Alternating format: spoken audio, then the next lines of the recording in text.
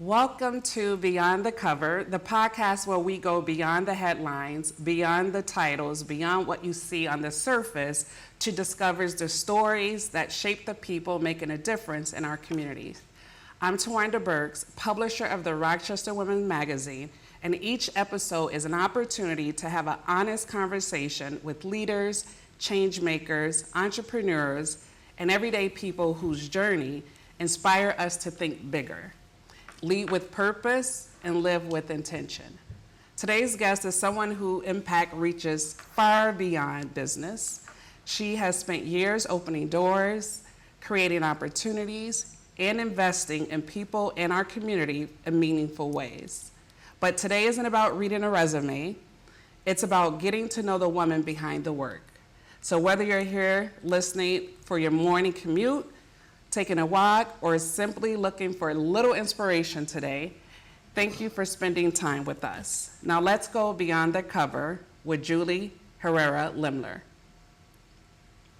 Hey, Julie. Hi, Tawanda. I'm so excited. This is our very first in-person podcast. Awesome. So I'm excited about that and to have you as our first guest. So yeah, thank you for inviting me. Yes, I'm excited. So Julie, just tell us a little bit about your journey and how you got to where you are today. To where I am. Okay, well, my journey started in California. I moved out here about 20 plus years ago.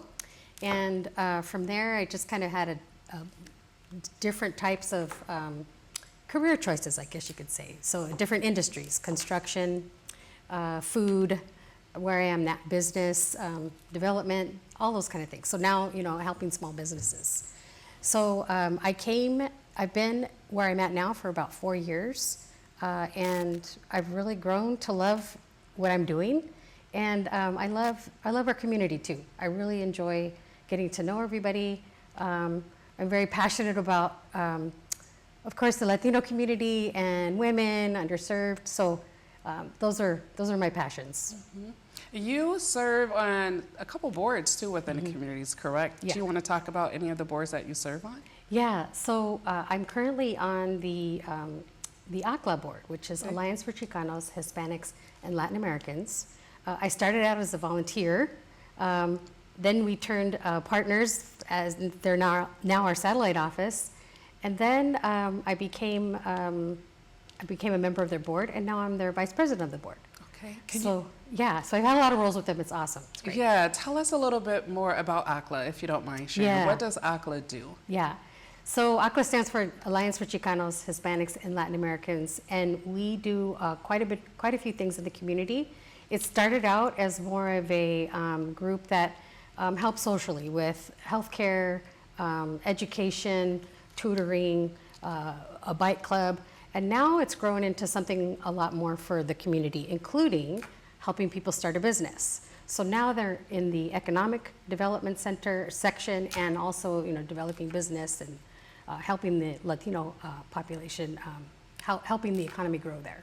Yeah, ACLA is an amazing organization. Yeah. So if you think about your journey back from California to where you are today, what would you say, can you share some of those experiences that helped shape you to become the leader that you are today? What experiences have you had? So when I first came, I worked for a technical company, and they decided, okay, we're going to move a whole bunch of families out here. And we all moved out here, a whole bunch of families, 30 of us. And then about a year and a half later, they decided, okay, we're going to shut the plant down, and you can either move back home or stay, whatever you want to do. I liked Minnesota and Rochester so much, I decided to stay. My family thought I was nuts.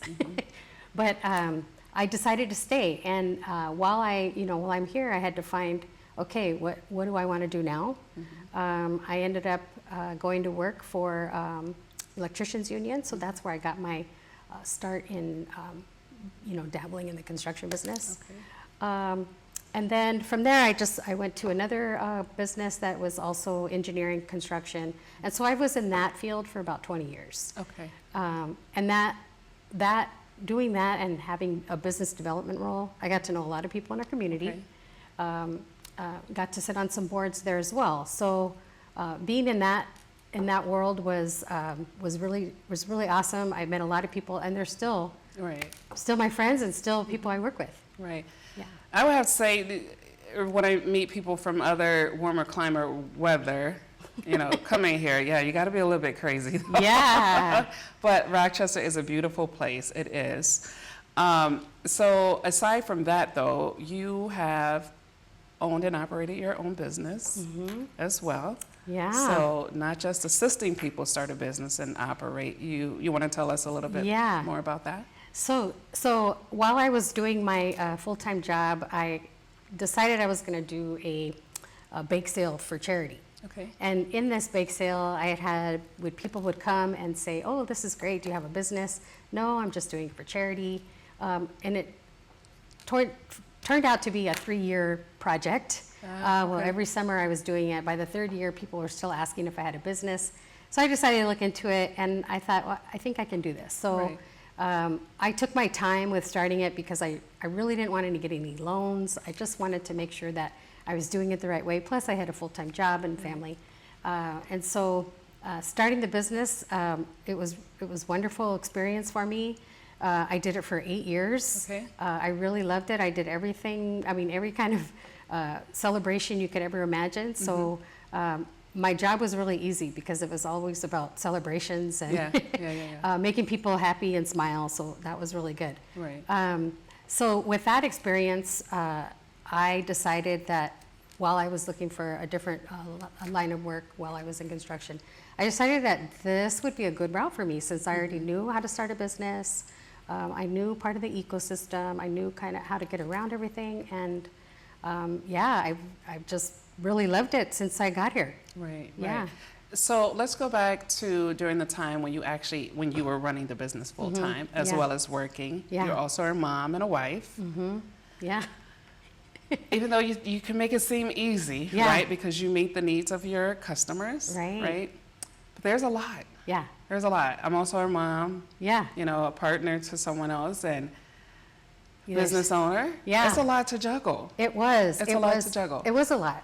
How did you balance everything? Well, I had a very, very good support system at home. Okay. My husband knew that I wanted to do it. It was my passion, and he completely supported me.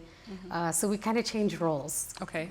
With him doing a lot of the things at home Okay. while I was out doing the business, and it worked out really, really, really well for us. I'm super glad that I had a family that supported me. Okay. And so, yeah, him supporting me was everything. I could not have done that without him. And that's what I bring to people now too, is make sure that you're having conversations with your family. You might think it's not a big deal because it's just going to be a side hustle, but it really does take up your time and your family's time and your personal time. So having that conversation with your family is super, super important. Right. Yeah. What would you say to women that in that same space but don't have a support system? What would you say to those women? Well, it is really important. I feel like women can support each other. Women could support, in their own space with their friends or with their coworkers. But for the people who don't, I think you really do need to take some time and consider, is this really going to be a good step for me? Talk it through with a lot of your friends or family. Also, visiting different partners in the ecosystem can really help you decide if this is the route you want to go, and what kind of help you're going to need. How much work is it going to take for you to start a business and maintain it? Is it going to be an easy side hustle, or is it going to take a lot of your time? Right, Yeah. right. So you're not in business anymore right No, now, just probably baking for fun and family. For family. For family and stuff now. What is it that you do in your free time besides, serving on boards, working full time? What do you do in your free time? Well, I'm also part of the Minnesota Council of Latino Affairs. Okay. So that's a governor-appointed seat through the state. I'm very excited to be on that board. This board gives me the opportunity to be the voice for a lot of Latinos in Minnesota, mainly the southern part of the state. Okay. So that's my district, my area. And with that, I am just that, being a voice for everyone, listening to the communities and what they need, what they want, what they don't want.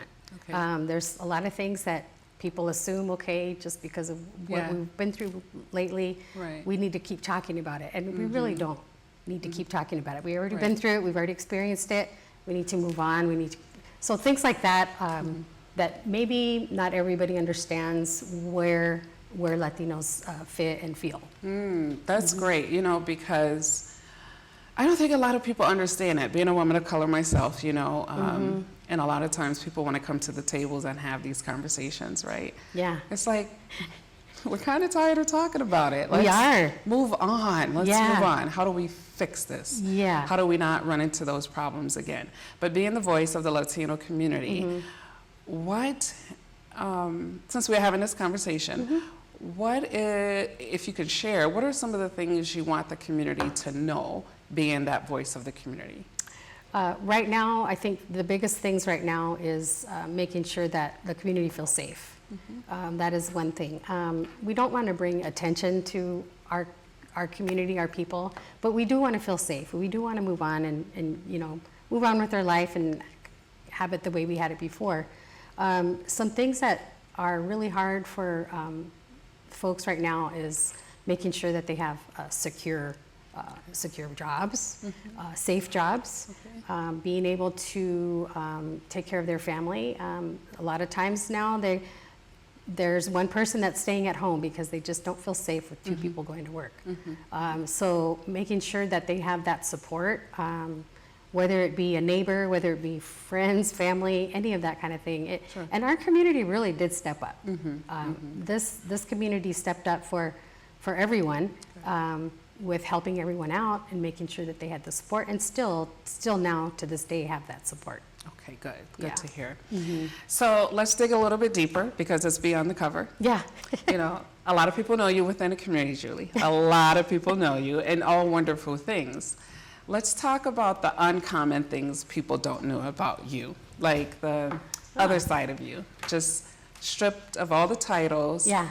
On a Saturday morning, what are you doing? Okay. Saturday morning, I am actually learning how to run Okay. a marathon. Okay. So I'm just starting that. Not a whole marathon, maybe half. Okay. I'm just doing that. So Saturday mornings, I get up and I do some training for that. Okay. The rest of the day, it's kind of a family, where are we going to go shopping today kind of thing, and maybe a movie. Okay. And my son is home from college right now, so it's really fun having him home. Okay. We're doing lots of things with him, but I'm enjoying the summer, and it's funny that how I used to volunteer so much and be in so many spaces, and now I've just narrowed it down to a couple. I'm really, really enjoying my space, my time, my free time, and that's why I'm able to go out and do things like train and run, things like that. Because I have not been able to do that before, but now I have time. So running a marathon, has that been like on a bucket list or something? Yeah, for a long time. Okay, gotcha. Yeah, but it's not going to be a whole marathon because I need to Okay. get there. Our baby steps. Well, baby Yeah. steps, as long as you know, it's on your bucket list, you're working towards I've always it. wanted to do that. My husband and my son, my husband does triathlons. He's an athlete, and my son runs in college, Okay. for his college. So I'm always at the finish line waiting for them. Right. And I see, countless women, countless men, ages, colors, everything. Right. They're all coming in, and my thought is, why can't I do that? And I always told my husband, someday I'm going to be doing this. Someday. That's good. Someday is now. Someday is now, Someday right? is now. I'm active. I feel great, and it's just such a good thing for me to be doing right now. Wow, Yeah. that's amazing. I'm a walker. Okay. If I run, it's like from a dog or something. So so kudos to you for doing that. So that's typical Julie, but it's still, well, you name one thing that you're working, other things on your bucket list. What brings you joy? Being in the community. Okay. Helping the community, really. And it doesn't have to be just the Latino community, it just can be community involvement. Okay. Right now, I'm enjoying how the election process is going to happen, and I'm get to know all the candidates. Okay. I'm also an election judge, so this is a good time for me to just renew all of that. And so getting to know the candidates is something I've been doing lately. Let's see, what else? Just enjoying my spare time. Yeah, yeah. That's Yeah. good to know. That's great, Julie. So now we're going to take a quick pause and take a quick commercial break from our partners. Starting a business first starts with a plan. You have to know the problem that you're solving with your business. You have to know the customer, and then you have to know, how will that take? Do I have the marketing in place? Do I have the funding in place? Do I have investors in place if you need investors? It's critical that you have a plan and start working on a plan even before you open up your business. We provide one-on-one free consulting services to startups and to existing business owners. Contact us before you start your own business or before you want to expand.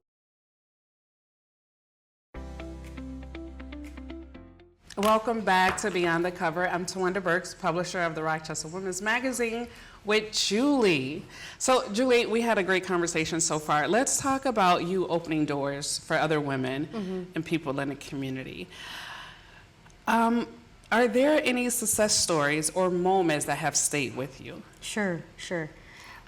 Well, starting with the job that I have now, it was my responsibility to talk to everybody that comes in the door. So that could be anyone from, I have a business plan and I'm ready to go, I just need you to look over it, or I don't even know where to begin. And so those I don't know where to begins are awesome. They take your advice and they listen. And one of them, especially that stuck with me, was somebody that called and said they were doing a business out of their home, and they felt that they were ready now to lease some space. We walked through it together, talked about where he was, where he wants to be, and after a while, he was checking off all the boxes, and he was ready to start his business with his new space. He did call me and he said, "I'm ready for you to do that ribbon cutting that you talked about." Oh, okay. Because I like to end my calls or my emails with, "Congratulations, this is a very good first start. I can't wait to come to your ribbon cutting." So I really do want to have them feel comfortable and know that they can succeed, even though they might not, they just have an idea, at that point. Sure. So that's kind of fun to attend ribbon cuttings and, from the first time you talked about them, and then, where they're at now and how successful they're doing. Yeah, it's amazing when you get that initial phone call to grand opening. Yes. Just the celebration all the way around. Right. That's good to know. What accomplishments are you most proud of that people may not know about you? Let's see. So, one of them is I noticed that in our Latino community, in the entrepreneurial space, there wasn't a lot for them to, there wasn't a lot of education, there were not a lot of events or opportunities for them to take advantage of. Other folks in town have networking events and they have workshops they can take. Where we were at, we didn't have any of that. So I decided, well, how hard could it be?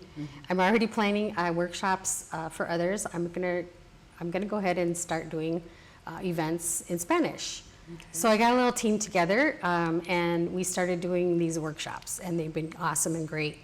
And now I'm thinking beyond that. What can we do to help these small business owners feel even, have more accomplishment, do more things? And so I decided to put together a Hispanic business night, resource night. And the first year that I did it, it was amazing. It was awesome. I had a lot of support. A lot of people came. And I decided I'm going to do it another year. The second year, I had twice as many tables and people and resources. And that was the thing, the resources and the people behind the tables needed to speak Spanish, because this was a bilingual event. I wanted to make sure that whoever came felt comfortable enough to speak Spanish and or English. Sure. And so this is going to be my third year doing it. Wow. Okay. And this year, fingers crossed, I'm turning it into an expo. Okay. So hopefully, you Okay. know, we're doing some really good work now Okay. with that, and I have a ton of support from the community. Good. That's Lots really of good. people in the community are responding to that, and just really want to help get this knowledge and these resources out to everyone. So. That's really good, Julie. I want to dig into something a little bit deeper because, again, this is beyond the cover, right? Yeah. Being a woman, woman of color, and where we are today. For years, women were not in positions like we are today. Yeah, for sure. What would you say, if anything, what would you say has been the most significant to you personally compared to just thinking about women's history in general? Yeah. What has been the most significant to you to where women are today? Well, it does. You're right. We've gotten a long way. We still have a long way to go. We absolutely do. We absolutely do. However, when us women are speaking up and speaking up for other women, that gives them the confidence to continue and go forward. Don't let that door, just because they say no, doesn't mean that it's a no. Just keep going, and you know that yourself. You don't let anybody tell you no. Right. And I don't like that either, Right. especially when they say, well, you can't do it because you won't have enough funding. Well, I will get the funding. Right. I will get the place. I will do all of that. If there's a will, there's a way. There's a way, yeah. Even if I don't know how I'm going to get Yeah. the funds, I'm going to figure it out and just keep moving forward. But having that confidence to do something like that is great, and you can't have that without everybody, not just women, but other people in the community that really, support you and want to see you grow, and just making sure that they know that they appreciate you and you appreciate them. But yeah, I think confidence is really a really good thing it's a motivator. Sure. And it certainly motivated me. Right. If you had the power and the authority to change one thing that exists that you do not like, what would it be? For women to get paid more. Women to be paid more. Absolutely. Across the spectrum, because we see in that general. From business funding, women get less. The place of employment, women get less. So It's even harder because we're minorities. Exactly. That's Right. even another layer to add to that. But yeah, equal pay or better. Equal pay or better, why not? What continues to inspire or motivate you to do the work that you do? Just seeing all of the bright women in our community. I guess maybe years ago I didn't pay attention to that. I wasn't in that space. Now that I am, I just, my eyes are open to all of the bright people in our community, the women that are just doing it, they're killing it, they're just, our mayor, other people that are running for office, things like that. They're just, they just keep going, and they don't stop. They don't like to take no for an answer like us. And if they have a door shut, they just keep on going. Sure. And I think you mentioned that you're also working with the elections, correct? The upcoming elections, and getting to know all the candidates a little bit more. What are your thoughts on women running for office? How do you feel? Do you feel inspired? Do you feel afraid that they're doing this? Just tell me more, because I've heard a lot when it comes to women running, and I absolutely love it. So what are your thoughts to see more and more women every election stepping out of that comfort zone, putting themselves out there to run? How do you feel? I absolutely love it. I mean, years ago we didn't see that. We saw maybe one or two, but now they're becoming a little bit more equal, and I love that. I'm always counting. Okay, 4 women, 4 men. This is great.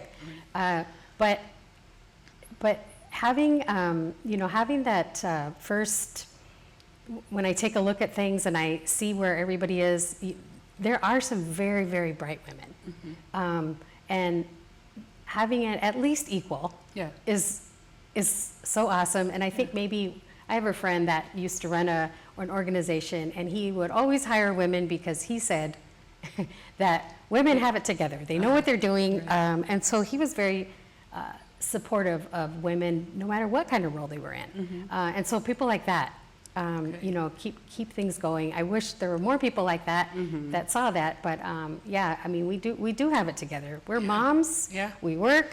Yep. We do a lot of things. We keep it all together. We're organized. Absolutely, and wear many hats, many hats. So I love to see more and more women putting themselves out there running. Yeah. So you actually answered one of the questions that came to mind with not just necessarily what keeps you inspired, but what women in the community inspire you. You know, Certain people. okay. Just say top 5. Yeah. Because it's okay. hard. I always hate that question too. Yeah. Who inspires you the most? And it's like if you say one person, you feel like, oh my God, you know, because there's a list. Yeah. But if you could say the top 5 women in Rochester, Oh, who boy. inspires you?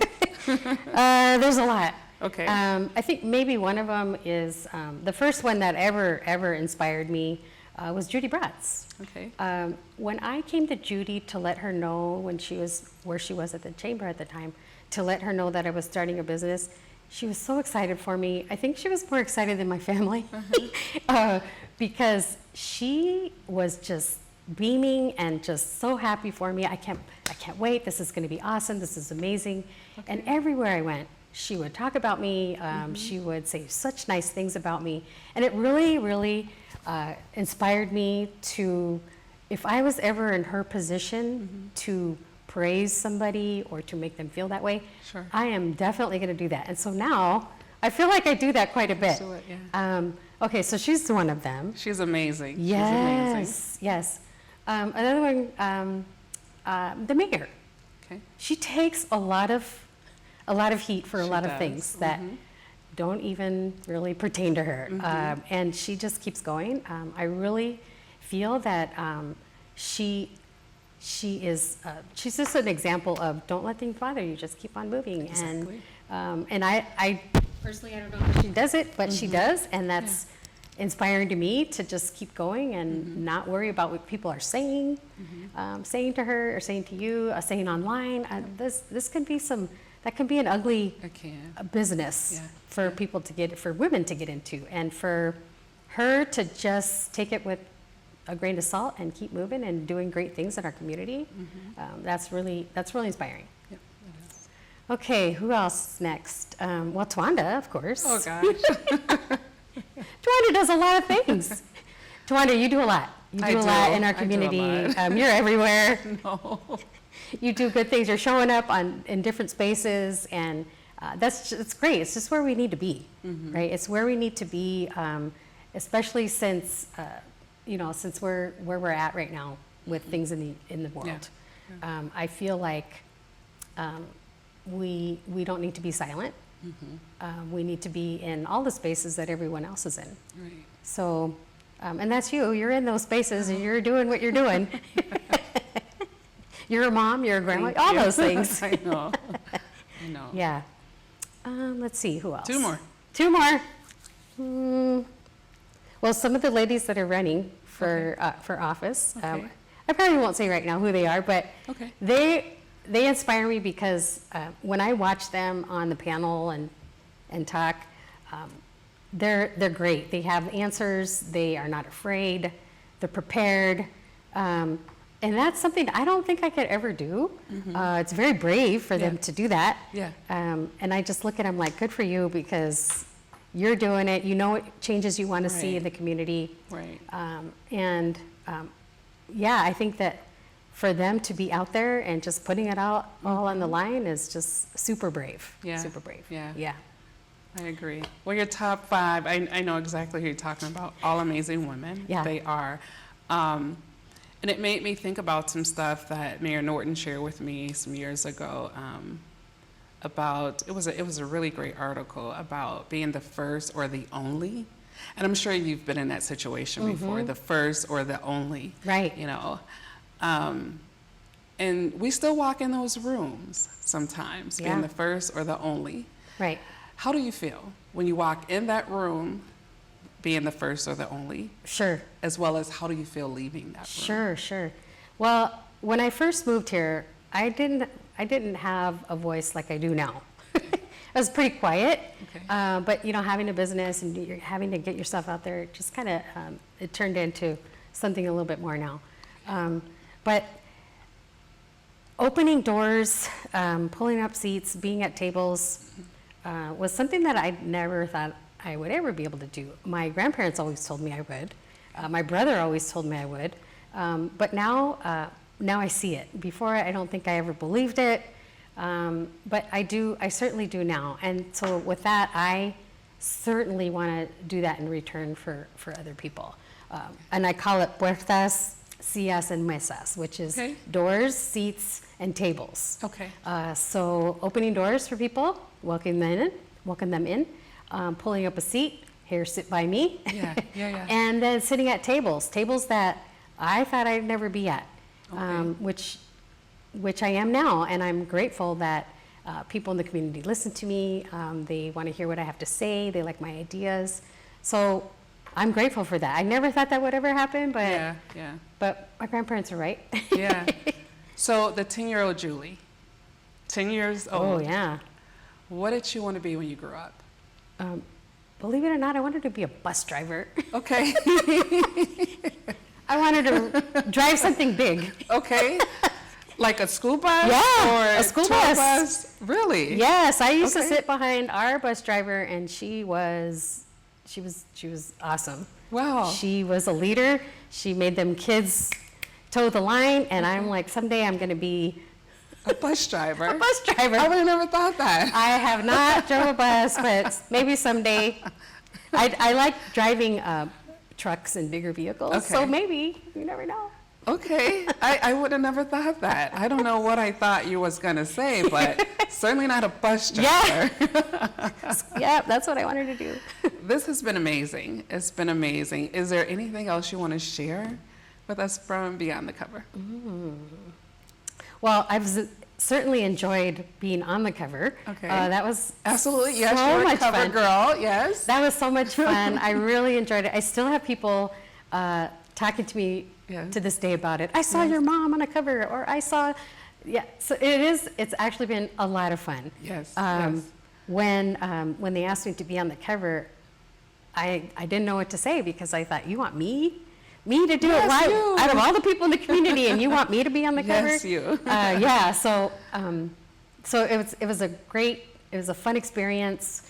It still is to this day. I really just enjoy it. And Judy Bratz was on the cover too. Yeah. So her and I talk about being cover girls. Yeah. It's amazing. And you've been on it several times. No, I actually has never been on the cover of the magazine, and I don't think I ever will be. Right? Oh, okay. I don't. I'm in the magazine. You're in. Okay. All right. Yeah, you're in it quite a bit. But not the cover.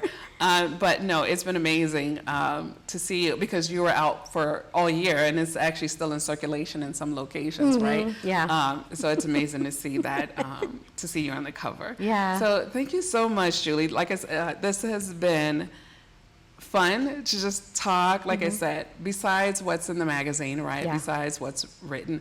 Because a lot of times people don't know you on a personal level, Sure, right? yeah. They know you from the work that you do. But like I said, I gave you your flowers before. Like, Yeah. you are amazing at everything that you do within a community, helping business owners, mom, wife, all the things. We wear many hats, Yeah. right? And thank you so much, Julie. This was really fun to get to know you a little bit more. I already know you, but just for others to hear your story, from a different perspective, because like I said, we wear many, many hats. So it's sometimes good to have these conversations outside of work, right? So again, I thank you so much for being here today. Yeah. Gracias a todo. Thank you. And there's one more thing I want to say. So, ahora para mí, mañana para ti. And that means today is for me and tomorrow is for you. So thank you for having me on this, on your show. Appreciate Thank it. you. I really appreciate it. Thank you everyone for tuning in to Beyond the Cover. I'm Twanda Burks, publisher of the Rochester Women's Magazine, and we'll see you in the next episode.